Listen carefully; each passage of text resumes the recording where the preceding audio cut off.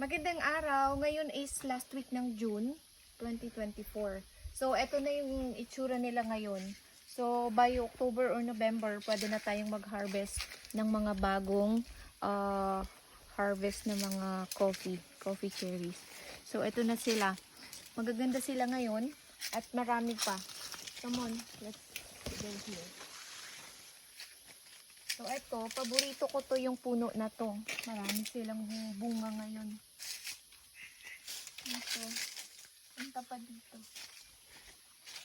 Ah, tingnan nyo. Tingnan nyo. Ang dami.